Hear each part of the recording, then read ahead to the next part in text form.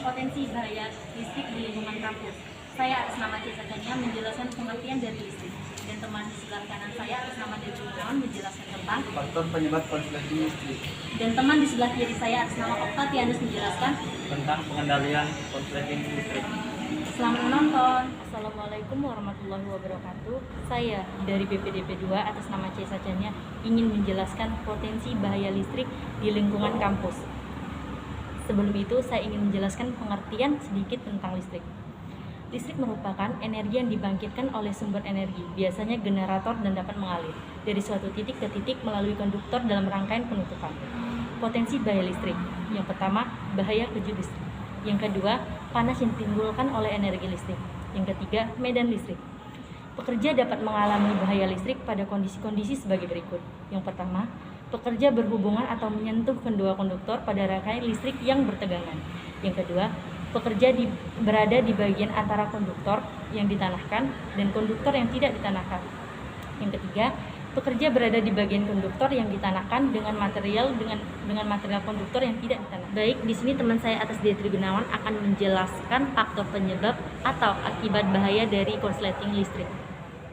besar arus yang mengalir tergantung besar beda potensial dan resistensi. Efek arus kejut pada manusia dapat mengakibatkan kematian. Arus kejut listrik yang mengenai tubuh akan menimbulkan 1. Menikmati fungsi jantung dan menghambat pernapasan. 2. Panas yang ditimbulkan oleh arus dapat menyebabkan kulit atau tubuh terbakar, khususnya pada titik di mana arus masuk ke tubuh. 3. Beberapa kasus dapat menyebabkan pendarahan atau kesulitan bernapas dan gangguan saraf.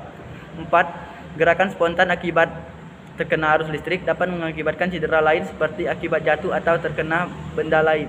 Ya, jadi ada beberapa cara pengendalian agar kita tidak tersetrum oleh listrik. Antara lain adalah yang pertama, menutup semua instalasi yang terbuka. Yang kedua, mengisolasi bagian aktif atau konduktor. Lalu yang ketiga, menutup instalasi yang rusak atau mengganti peralatan yang rusak. Dan yang keempat, mengecek atau memeriksa kondisi kawat atau core kabel. Yang kelima, memeriksa dan melakukan pengukuran grounding. Lalu yang keenam, menggunakan peralatan atau sistem grounding yang benar. Ya, sekian adalah cara-cara pengendalian yang harus dilakukan agar kita terhindar dari sengatan listrik atau tidak tersetrum oleh listrik. Terima kasih. Jadi saya akan menyimpulkan bahwa bahaya listrik dan pencegahannya seringkali kita mendengar adanya kebakaran yang dipicu oleh listrik. Banyak orang yang kehilangan nyawa akibat kena sengatan listrik. Kita tahu ada listrik setelah melihat akibatnya, misal lampu menyala, kipas berputar, dan radio bersuara. Ada 3 bahaya yang diakibatkan oleh listrik, yaitu pertama, kesentrum atau sengatan listrik, yang kedua, panas atau kebakaran, dan yang ketiga, ledakan. Dari ketiga tersebut sudah banyak memakan korban jiwa. Contohnya di Indonesia sendiri, orang yang meninggal akibat sengatan listrik sudah banyak, dan yang mengalami kebakaran rumah akibat konsleting tidak sedikit pula. Dari kejadian ini juga banyak pihak yang mengalami kerugian besar. Jadi, untuk orang-orang yang berdekatan atau bersentuhan langsung dengan listrik, tolong berhati-hati. 1, 2, 3.